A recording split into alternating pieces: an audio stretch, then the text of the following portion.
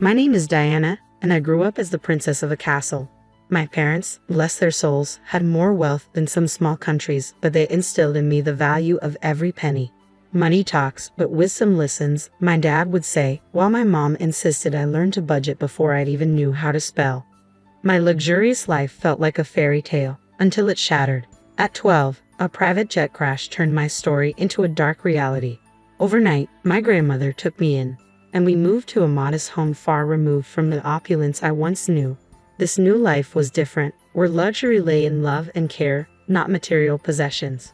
My inheritance was a distant promise, locked away until I turned 25. So I adapted, learned, and thrived under my grandmother's guidance. College became both my escape and my grounding. That's where I met Alex. He was as far from my world as one could get. A scholarship kid with a heart of gold and a wit sharp enough to cut through any pretense. We clicked in a way I never expected. Bringing him home to meet Grandma was nerve-wracking. I hadn't told him about my money. Better he doesn't know, at least not yet, Grandma advised, and I understood her wisdom. I wanted Alex to love me for who I was, not for my bank account. Grandma, this is Alex, I introduced them, feeling my stomach knot. Nice to meet you, ma'am, Alex said, extending his hand, which Grandma shook warmly. Sit, she urged, her eyes twinkling as she observed Alex's nervousness. So you're the young man who's stolen my granddaughter's heart. Alex blushed, a sheepish grin spreading across his face. Ah, I guess you could say that, ma'am. We sat down, and the conversation flowed more easily than I had dared hope. Grandma shared stories of my parents and my childhood that made Alex laugh and look at me with a warmth that swelled my heart. You've got a good one here, Grandma said, nodding at me while looking at Alex.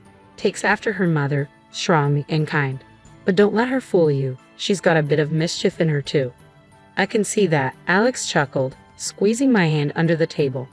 The evening continued with laughter and shared stories, and Alex blended into our world as if he had always belonged. He even helped Grandma with the dishes afterward, and I felt certain I had made the right choice in bringing him into my life.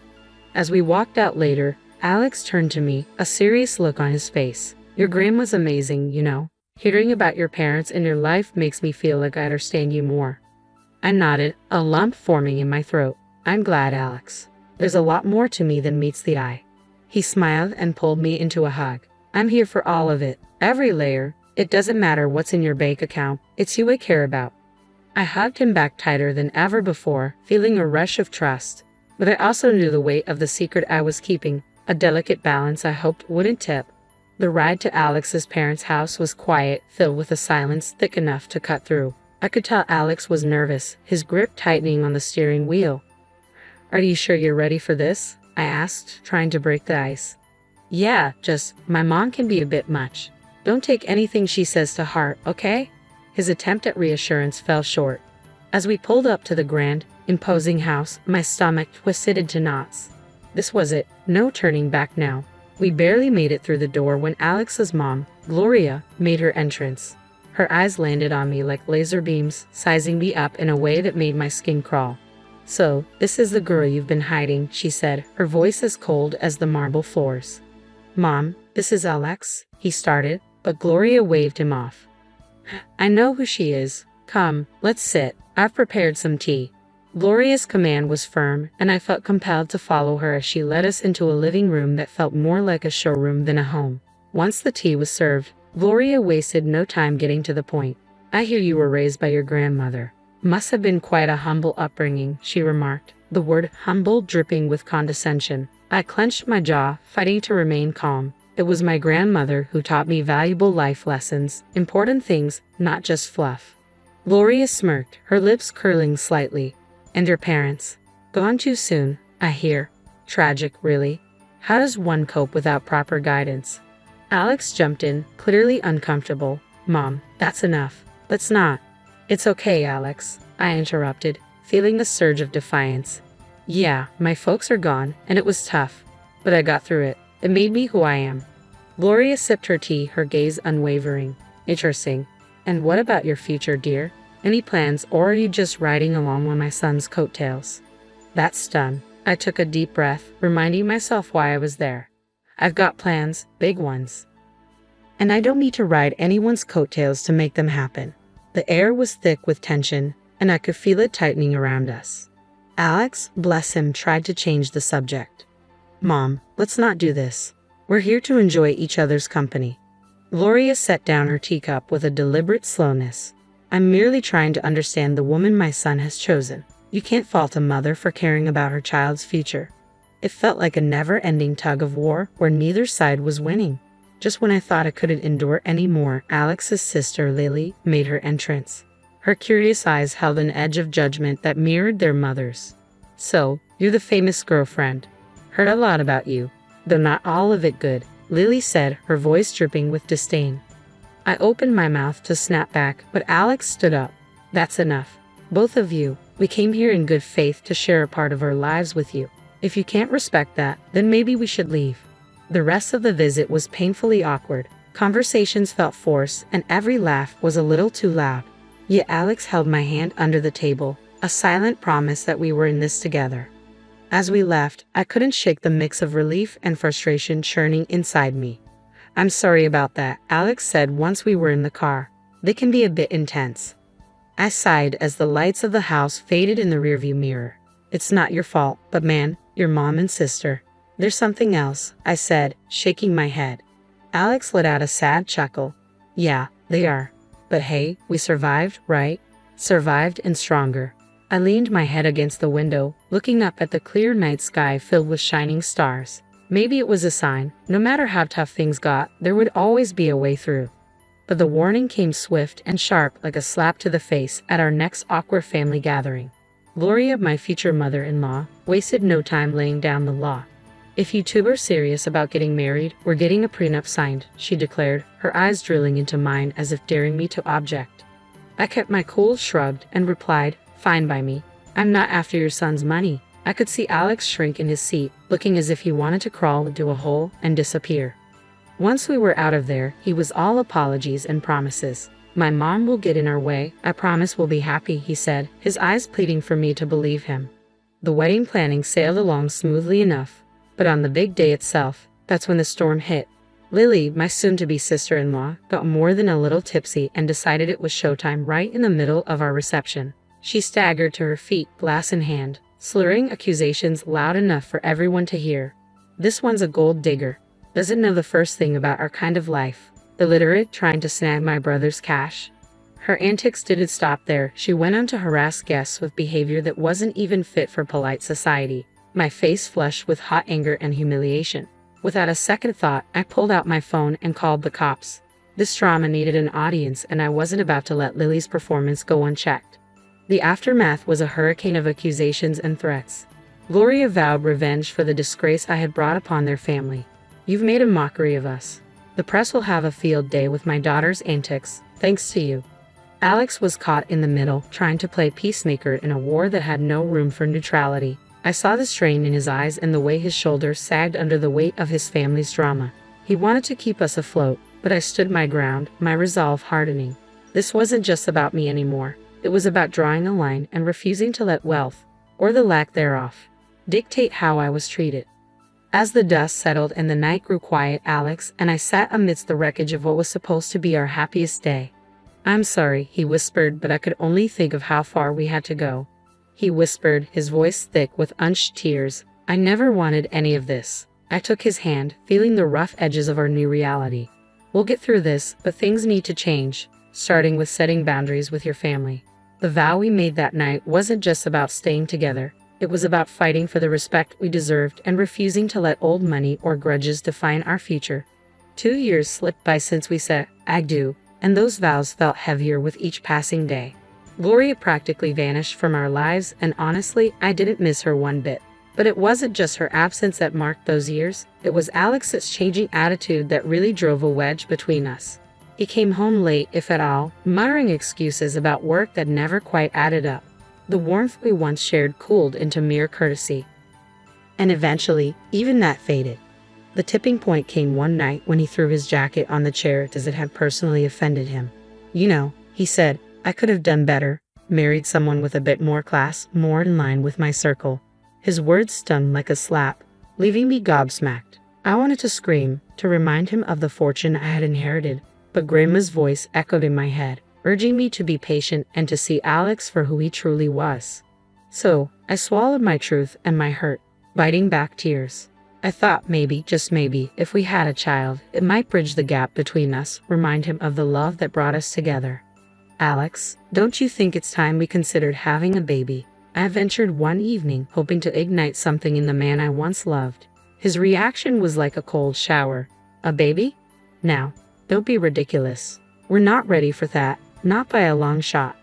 That conversation crushed me. It wasn't just his refusal. It was the disdain in his voice, the way he made it clear that what I wanted, what I thought could save us, was nothing but a foolish fantasy. Days turned into weeks, and those weeks into months of silence, living side by side but feeling more like strangers. Each rude remark, every late night, added another brick to the wall between us. I confided in Grandma, pouring my heart out over cups of tea that went cold before I could finish them. He's not the man I married, Grandma. I don't even know if he ever was. She listened, her eyes reflecting sadness and understanding. You can't make someone be who you want them to be, darling. Sometimes we see what we want to see until we can no longer ignore the truth. Her words, though heavy, carried a sliver of relief. I wasn't crazy. I wasn't asking for too much. I just wanted a partner, someone who saw me as an equal and respected me. But as the days passed, it became clear that Alex wasn't that person anymore, if he ever had been. The thought of leaving crossed my mind more times than I cared to admit, but every time it did, I pushed it away, hoping against hope that something would change, that the man I loved would find his way back to me. I went all out for Alex's birthday bash, hoping to reignite the spark in what had turned into a pretty mundane marriage. No expense was spared, and the guest list was a who's who of our closest friends. Notably absent were Gloria and Lily, my mother-in-law and sister-in-law. Their drama was the last thing I needed to ruin the night. For a moment, Alex was in high spirits, soaking in the adoration and well wishes from everyone.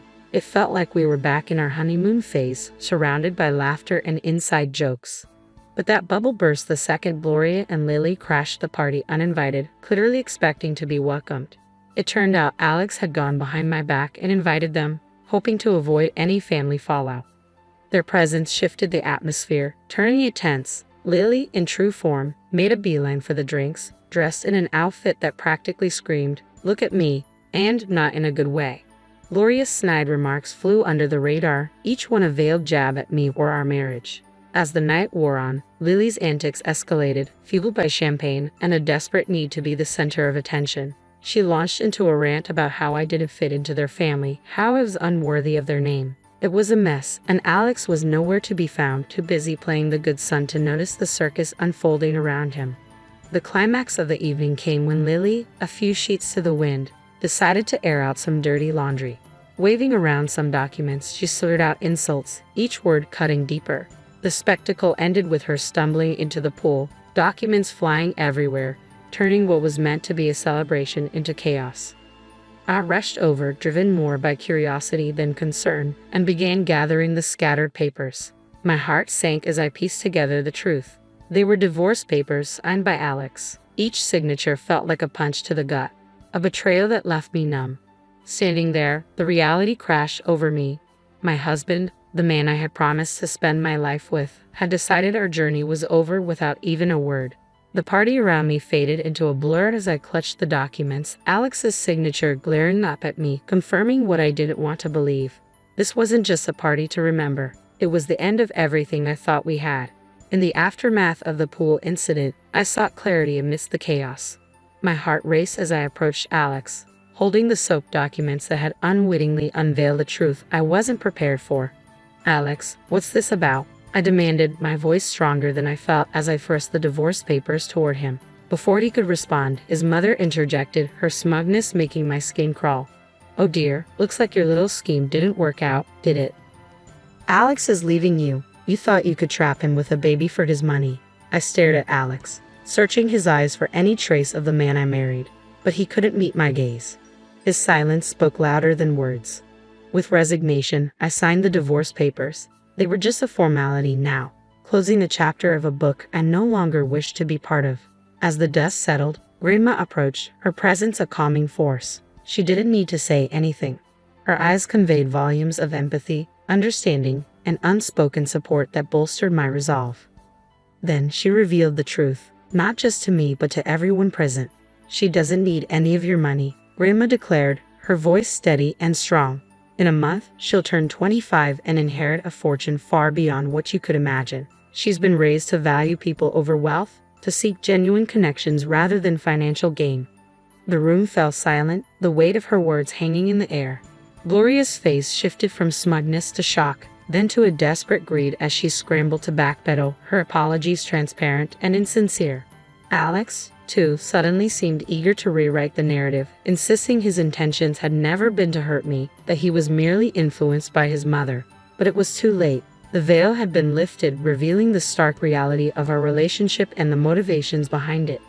I met their apologies with a quiet smile, not out of forgiveness, but from a newfound inner peace that came from understanding my worth, independent of the wealth that awaited me. "You've shown me your true colors," I said, my voice imbued with strength. "And as for surprises, well, I've prepared another one for you."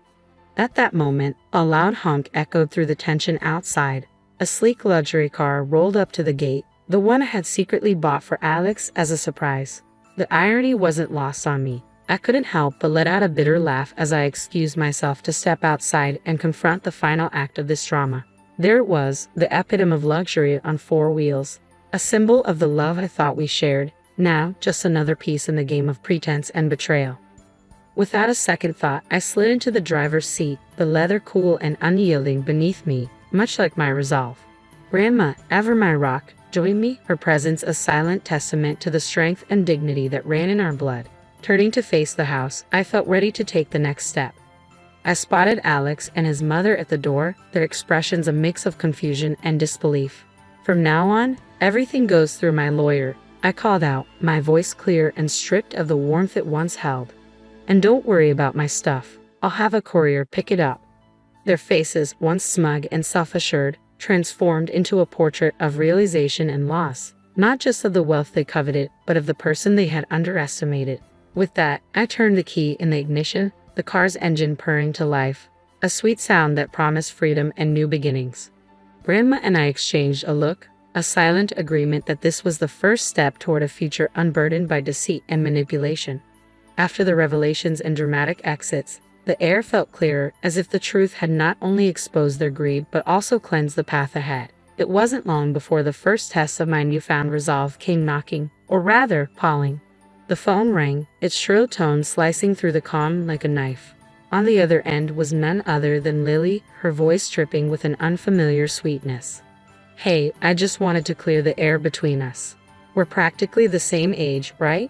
We could be friends." I couldn't help but let out a short, disbelieving laugh. The contrast between her sugary tone and the disdain she usually exuded was striking. "Friends?" I echoed, the word feeling foreign. "You mean like how friends don't badmouth each other at parties or try to humiliate each other in front of everyone?" There was a pause, and I imagined the gears turning in her head as she searched for a response. "Well, you know, water under the bridge and all that," she attempted feebly. "Water into the pool, you mean?" I shot back, unable to resist the jab.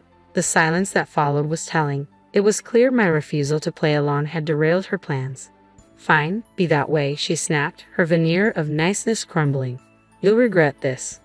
I hung up, feeling a mix of amusement and sadness, a stark reminder of the facades people wear and the lengths they'll go to when faced with the consequences of their actions. The temptation to retaliate lingered, a nagging thought in the back of my mind. I posted a video on social media of her falling into the pool, and it went viral like wildfire.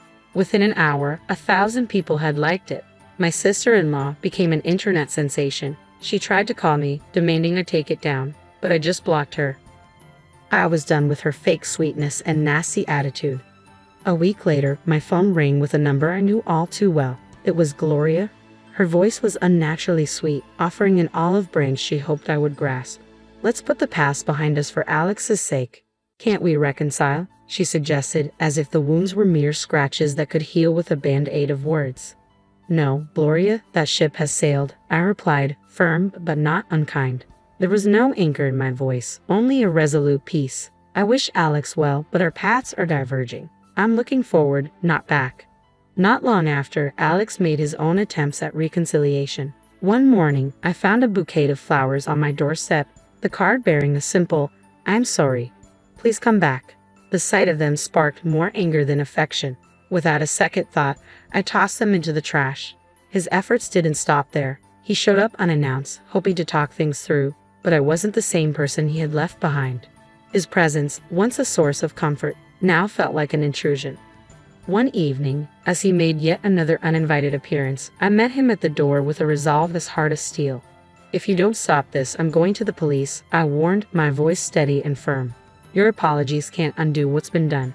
It's over, Alex. Really, it's over." The gravity of my words finally seemed to reach him. His shoulders slumped, and with one last lingering look, he turned and walked away. That was the last I saw of him. In the time that followed, I immersed myself in charity work. It became my passion and my purpose. Helping those truly in need and connecting with people who valued kindness over wealth brought me a joy I hadn't known I was missing. Living with Grandma, I found peace in our quiet routine. We'd sit together, planning our next project, our next way to make a difference. During these moments, I realized this was where I was meant to be. I had no illusions about the road ahead. It would be fraught with challenges, perhaps even heartache. But I also knew it would be filled with joy, moments of unbridled happiness, and the kind of love that enriches the soul. So I live my life looking forward, not back. I work, I help, and I hope. I believe in a future where I'll find true love, not defined by wealth or status, but by genuine connection. And yes, one day I'll have those 3 beautiful children I dream of. For now, though, I'm content, building a life of purpose surrounded by love that asks for nothing in return.